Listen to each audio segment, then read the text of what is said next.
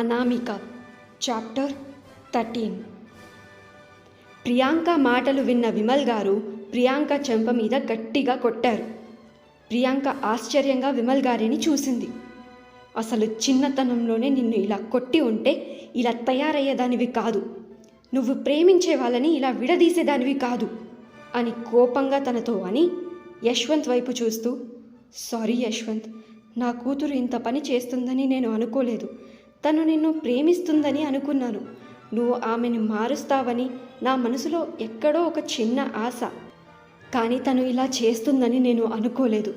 తను చేసిన దానికి నేను ఏ భర్తీ చేయలేను, నన్ను క్షమించు అని తను గట్టిగా ఊపిరి పీల్చుకొని, నువ్వు ఈ నిశ్చితార్థాన్ని ఇంకా ఈ వివాహాన్ని కూడా రద్దు చేయొచ్చు, నిజం గురించి అందరికీ చెప్పొచ్చు, నేను నిన్ను ఆపను అని అన్నారు విమల్ గారు. విమల్ గారి మాటలు యశ్వంత్ చెవుకు చేరడం లేదు. యష్న పెళ్లి గురించి ప్రియాంక చెప్పగానే మనసు మొత్తం మబ్బుమారిపోయింది. అతని హృదయంలో ఒక వేదన తలెత్తింది. తన ముందు ఏమీ లేదని భావించాడు. అసలు తనకి జీవితం మొత్తం ముగిసిపోయినట్టుగా అనిపించింది. నిజం విన్న తర్వాత యశ్వంత్ అపస్మారకంగానే విమల్ గారి ఇంటి నుంచి తన ఇంటికి చేరుకున్నాడు. తను అలా మౌనంగా ఉండడం చూసి కోమల్ గారు రాజ్ కుమార్ గారు దగ్గరికి వచ్చారు. కోమల్ గారు తనని త్వరగా పట్టుకొని, యశ్వంత్ ఏమైంది బాబు అని కంగారుగా అడిగింది. కానీ యశ్వంత్ మాత్రం ఏమీ మాట్లాడకుండా ఒక చోట కూర్చొని ప్రియాంక ఏం చెప్పిందో దాని గురించే ఆలోచిస్తూ ఉన్నాడు. యష్న ఇంకా ఆమె ఉత్తరాల్లో చెప్పిన విషయాలు తన హృదయంలో తిరుగుతూ ఉన్నాయి. రాజ్ కుమార్ గారు యశ్వంత్ దగ్గరికి వచ్చి, యశ్వంత్ ఏమైంది, ఏదైనా మాట్లాడు అని అడిగారు. రాజ్ గారు, నాకు చాలా భయంగా ఉంది, తనకి ఏదో అయ్యింది, ఎందుకు మౌనంగా ఉన్నాడు, మనతో ఎందుకు మాట్లాడడం లేదు అని ఇంకా కంగారు పడుతూ కోమల్ రాజ్ కుమార్ గారిని అడిగింది. కోమల్, కొంచెం శాంతించు, నన్ను ఒక్క నిమిషం తనతో మాట్లాడనివ్వు అని ఆయన యశ్వంత్ దగ్గర కూర్చొని మళ్ళీ అదే అడిగారు. ఏమైంది యశ్వంత్, ఏమైనా జరిగిందా, అయినా నువ్వు మాల్కి వెళ్ళావు కదా, ఇంత సమయం ఎలా పట్టింది అని అడిగారు రాజ్ కుమార్ గారు. నాన్న, నేను యష్నాని మోసం చేశాను అని అన్నాడు యశ్వంత్. ఇది విని రాజ్ కుమార్ గారు ఇంకా కోమల్ గారు, యశ్వంత్ అసలు ఏమంటున్నావు అని కంగారుగా అడిగారు. నాన్న, నేను ఆమె నమ్మకాన్ని భంగం చేశాను అని అన్నాడు యశ్వంత్. యశ్వంత్ ఏమంటున్నావు, నీకేమైంది అని అడిగింది కోమల్.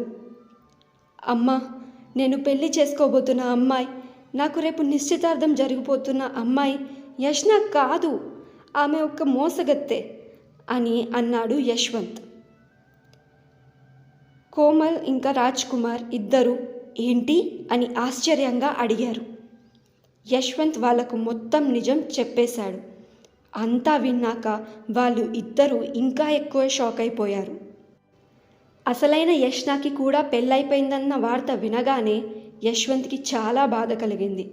యశ్వంత్ని హ్యాండిల్ చేయడానికి ఇప్పుడు ఏం చెప్పాలో, తనకి ఏం అర్థం చేయించాలో కూడా వాళ్ళిద్దరికీ అర్థం కావలేదు. యశ్వంత్ స్పృహ లేకుండా తన గదిలోకి వెళ్ళి మంచానికి ఆనుకొని నేలపై కూర్చున్నాడు. అతను తన ఫోన్ తీసి యష్న మెసేజెస్ అన్నీ మళ్ళీ చదవడం మొదలుపెట్టాడు. యష్న నుంచి వచ్చిన ప్రతి సందేశంతో తనని తాను మరింత తిట్టుకోవడం ప్రారంభించాడు.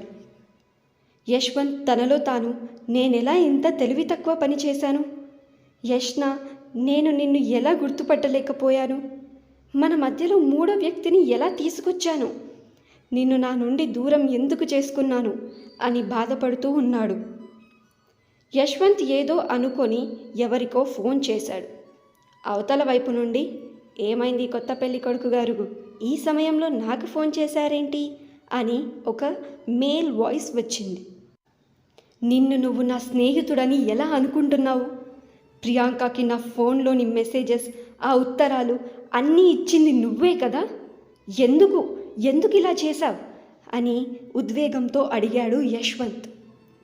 నన్ను క్షమించరా అని అన్నాడు ఆ స్నేహితుడు. అతను యశ్వంత్కి అంతా చెప్పేశాడు.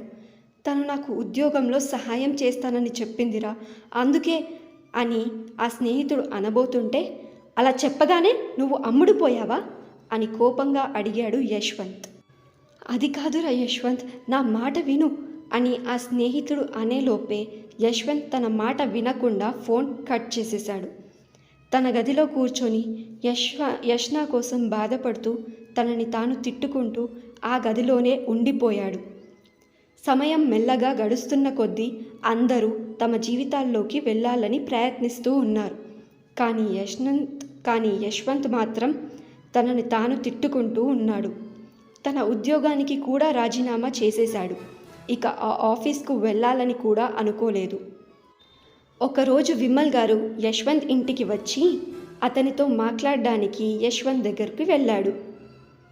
యశ్వంత్ విమల్ గారిని చూసి, సార్ మీరా, నేను నా రాజీనామాని వెనక్కి తీసుకోను అని అన్నాడు.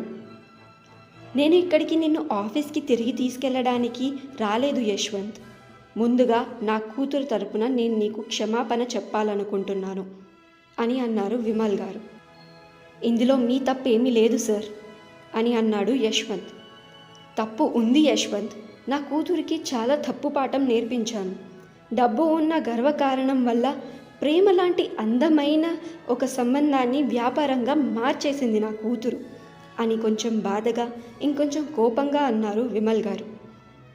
నేను తన గురించి ఏమీ వినాలని అనుకోవడం లేదు సార్ అని అన్నాడు యశ్వంత్. అయితే నువ్వు యష్నా గురించి కూడా వినవా అని అడిగారు విమల్ గారు.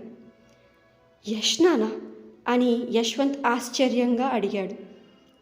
అవును యష్నా అని అన్నారు విమల్ గారు. నేను ఇప్పుడు తన గురించి ఆలోచించలేను సార్. ఆమెకి పెళ్ళి అయిపోయింది మరియు ఆమె జీవితంలో ముందుకు సాగిపోయింది అని కొంచెం బాధగా అన్నాడు యశ్వంత్. లేదు యశ్వంత్, యష్నాకి పెళ్ళి కాలేదు, తను పెళ్ళి చేసుకోలేదు అని అన్నారు విమల్ గారు.